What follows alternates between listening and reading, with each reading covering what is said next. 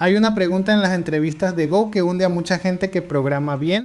Enséñame un test tuyo. Y ahí se ve enseguida quién ha escrito test de verdad y quién ha copiado uno de un tutorial. Hoy montamos el curso entero y te aviso de una cosa desde el principio. No vamos a instalar ninguna librería. Porque en Go todo lo que necesitas para testear ya viene dentro. Y no es purismo, es que la librería estándar aquí es sorprendentemente completa. Quédate porque hay 3 cosas que casi nadie enseña. La primera, la diferencia entre las 2 formas de fallar un test, que cuando la ignoras te cuesta 1 hora de depuración. La segunda, cómo probar tu código contra la base de datos y contra otras APIs, sin base de datos y sin red.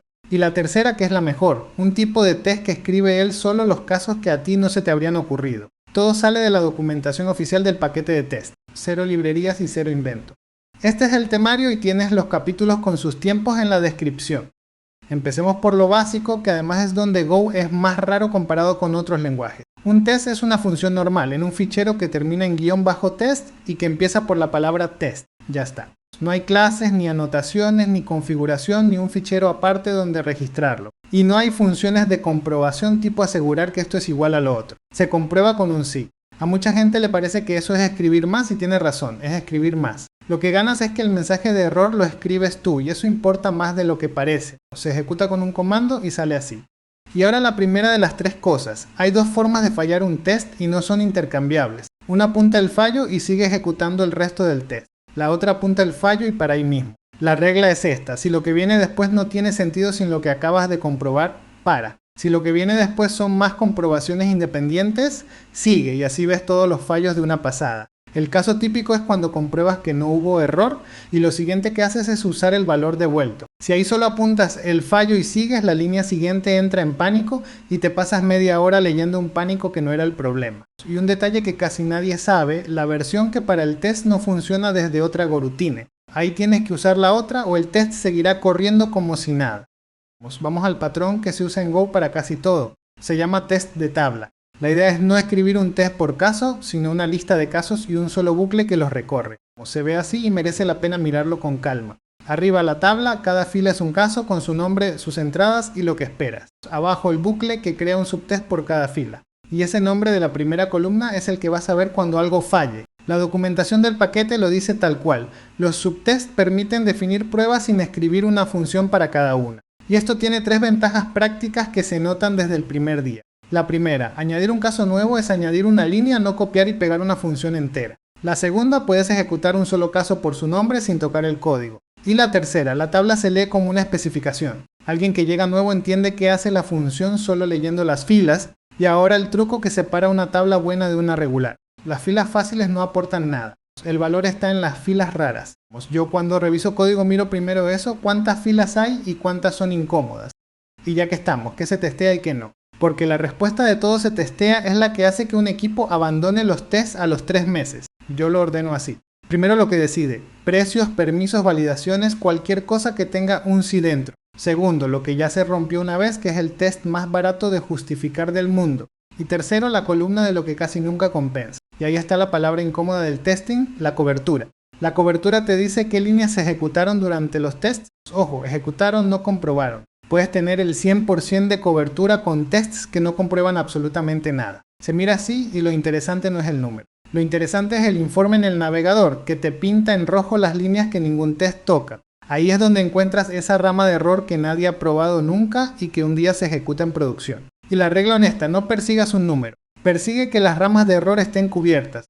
Segunda cosa que prometí, ¿cómo pruebas tu código cuando depende de una base de datos? Porque si tu función abre una conexión por dentro no puedes probarla sin base de datos. Y ese es el problema real. La solución en Go no es una librería, es una interfaz. Y aquí Go hace algo distinto a casi todos los lenguajes. La interfaz la declara quien la usa, no quien la implementa. Eso significa que tu interfaz tiene los 2 o 3 métodos que tú necesitas, no los 40 que tiene el repositorio entero. Y con eso escribir un sustituto es escribir un struct normal. Arriba la interfaz pequeña y el servicio que depende de ella. Abajo el sustituto, un mapa y 2 funciones en tu fichero de test. Y fíjate en el campo de error, eso es para poder forzar el camino que casi nunca se prueba. Ahora, la palabra que confunde a todo el mundo, ¿eso es un mock o es un fake? No es lo mismo y la diferencia importa. Un fake es una implementación de mentira que de verdad funciona y comprueba el resultado. ¿Qué acabó pasando? Un mock es un espía que comprueba las llamadas, que llamaste a esto con estos argumentos tantas veces. Y el problema del mock es que ata el test a cómo está escrito el código por dentro. Cambias la implementación sin cambiar el comportamiento y el test se rompe. Eso es un test que estorba. Mi regla, fake por defecto y mock solo cuando lo que quieres comprobar es exactamente la llamada. Por ejemplo, comprobar que al registrarse un usuario se envió el correo de bienvenida. Ahí sí, el efecto es la llamada. Y ahora la otra pregunta, que es la que de verdad divide a la gente. Entonces nunca pruebo contra Postgres de verdad, al contrario. Con un sustituto pruebas tu lógica, pero no pruebas tu SQL y tu SQL también se rompe. Por eso hacen falta las dos capas y esta pirámide es la versión honesta. Abajo cientos de tests unitarios que corren en milisegundos con sustituto. En medio unas decenas de tests de integración contra una base de datos de verdad. Y arriba unos pocos de punta a punta porque son lentos y frágiles. Y la regla que la sostiene no es una cuestión de pureza, es de tiempo. Si tu suite tarda 10 minutos, dejarás de ejecutarla antes de subir el código. Y unos tests que no se ejecutan no existen. Y ahora lo mismo pero con la red, porque tu código también llama a otras APIs. Para eso la librería estándar trae un paquete entero y tiene dos herramientas que se confunden constantemente. A la izquierda la que usas cuando el que pruebas es tu handler. Finge ser la respuesta y no abre ni un puerto. A la derecha la que usas cuando el que pruebas es tu cliente, levanta un servidor de verdad que responde lo que tú quieras. El error clásico es levantar un servidor entero para probar un handler. No hace falta. Un handler es una función normal y puedes llamarla directamente. En código los dos lados son estos. Arriba creas una petición, creas el grabador, llamas a tu función y luego miras el código de estado y el cuerpo. Abajo levantas un servidor que devuelve un error del servidor a propósito y compruebas que tu cliente lo maneja bien. Y eso de abajo es lo más valioso de todo el bloque, aunque no lo parezca. Porque el camino que nunca pruebas es el del error y es justo el que se ejecuta el día malo. Con un servidor de mentira puedes provocar a voluntad un error, un JSON roto o una respuesta que tarda demasiado.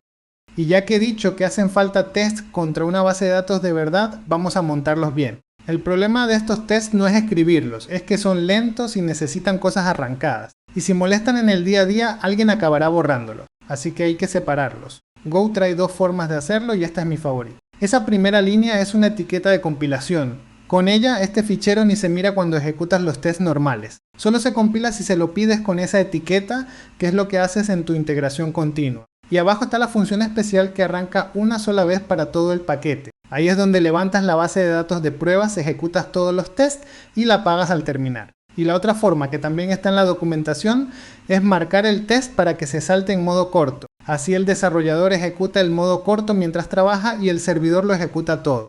Y sobre levantar la base de datos, hoy lo normal es un contenedor que se crea y se destruye con el test. Nada de una base de datos compartida entre todo el equipo, que es la receta de los tests que fallan un día sí y otro también. Y ahora dos herramientas que casi nadie usa y que en Go están regaladas. La primera son las funciones de ejemplo, y no son lo que parecen.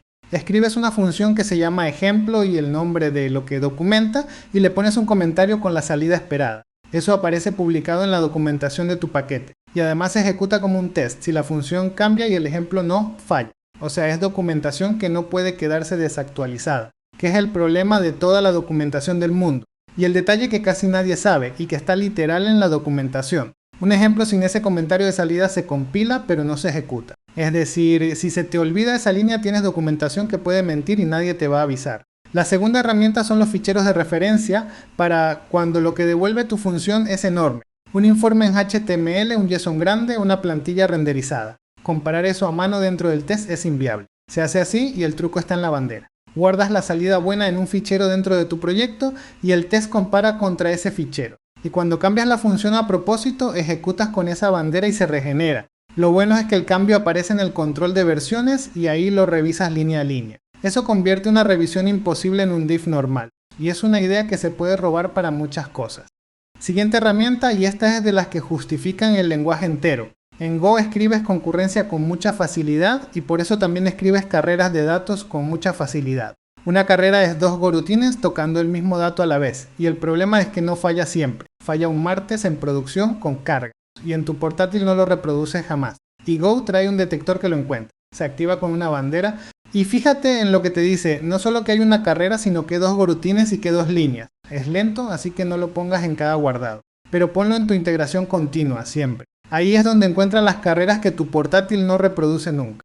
Vamos con los benchmarks, que además tienen una novedad que mucha gente no se ha enterado. Un benchmark en Go es como un test, pero en vez de comprobar mide. Y hasta hace poco se escribían con un bucle sobre un número que el motor iba ajustando. Desde Go 1.24 hay una forma nueva y más difícil de hacer mal. Arriba la nueva, abajo la de toda la vida. Y la diferencia práctica está en la preparación. En la nueva no se mide, sin que tengas que acordarte de nada. Antes había que acordarse de reiniciar el reloj a mano y quien no se acordaba estaba midiendo su propia preparación. La documentación lo dice claro, la nueva forma reinicia el reloj la primera vez y lo para al salir. Se ejecuta así y lo que hay que mirar es la última columna. Los nanosegundos por operación te dicen si va rápido, pero el número de reservas de memoria te dice por qué. Porque en Go casi siempre lo que hace lento un trozo de código es que reserva memoria de más. Y un aviso importante, porque este número se usa fatal. Un benchmark compara dos versiones de tu código en tu máquina. No compara lenguajes ni sirve para presumir. Sirve para responder una sola pregunta. ¿Mi cambio ha mejorado esto o lo ha empeorado?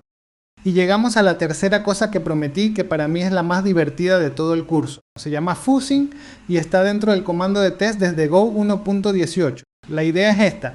En vez de escribir tú los casos, das unos cuantos ejemplos y el motor genera millones de variantes. Y no los genera al azar del todo, los genera mirando por dónde pasa tu código. Le das tus ejemplos, mide qué partes de tu función se ejecutan y va mutando bytes buscando llegar a sitios nuevos. Cuando encuentra una entrada que hace ir por un camino que no se había ejecutado nunca, la guarda. Y cuando algo revienta, escribe ese caso en un fichero de tu proyecto. Eso último es lo mejor de todo. El fallo se convierte en un caso de prueba permanente. Se escribe así y es más corto de lo que esperas. Arriba, tus ejemplos. Abajo, la función que se va a ejecutar con cada variante. Y fíjate en lo que se comprueba porque es lo que cambia la cabeza. No compruebas un resultado concreto porque no sabes qué entrada te va a llegar. Compruebas una propiedad que se tiene que cumplir siempre, con cualquier entrada.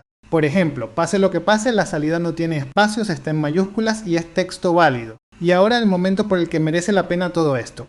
Lo lanzas y a los pocos segundos te dice que ha encontrado algo. 128.000 casos en 3 segundos y uno de ellos rompe tu función. Y mira la entrada que lo rompió, una secuencia de bytes que tú no ibas a escribir en tu vida. Ahí es donde el fuzzing te gana la partida.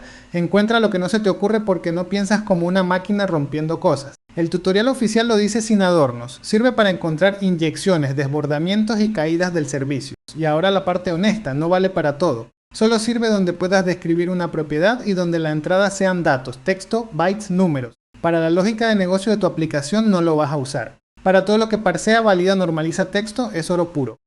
Antes de recapitular los 4 fallos que hacen que unos tests no valgan nada. Testear cómo está hecho el código en vez de qué hace, que es lo que te obliga a arreglar tests al refactorizar. 2. Dormir para esperar a que algo termine, que hace los tests lentos y encima inestables. Compartir estado entre tests que funciona hasta que cambias el orden. Y 4. Un mensaje de error que no dice nada. El segundo es el que más caro sale y hay una bandera que te lo demuestra en un segundo. Ejecuta tus tests en orden aleatorio. Si empiezan a fallar es que estaban compartiendo algo. Y para limpiar lo que cada test monta, el paquete trae una función que se ejecuta al terminar aunque el test falle. Recapitulando para que te lo lleves entero.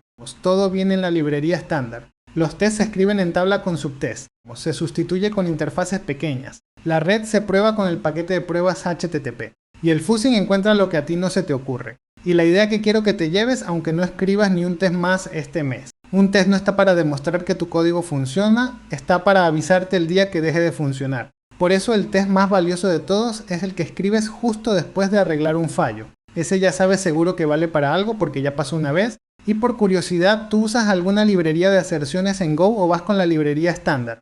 Dímelo en los comentarios que aquí hay bandos. Lo que yo haría hoy, coge la última cosa que se rompió en tu proyecto y escríbele el test que la habría pillado. Uno solo. Y antes de irte, aquí al final te dejo un par de vídeos que continúan justo por donde acaba este. Tienes unos segundos para elegir uno. Nos vemos en el siguiente.